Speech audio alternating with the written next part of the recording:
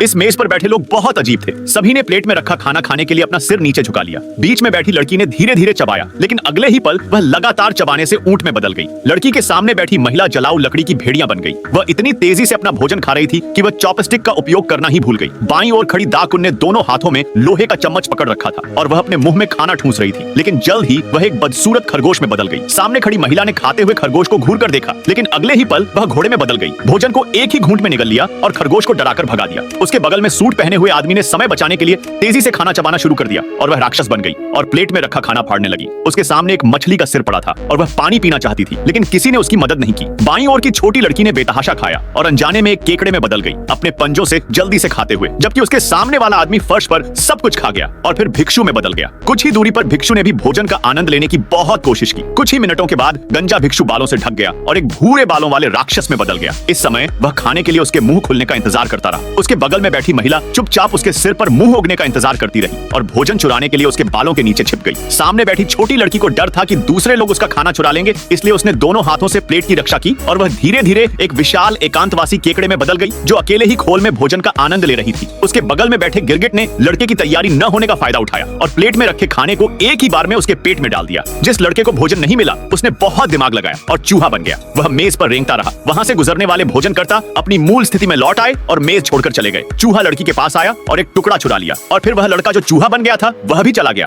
लड़की ने प्लेट में रखा खाना छाटा, अपनी मूल अवस्था में आ गई और मेज से उठकर चली गई।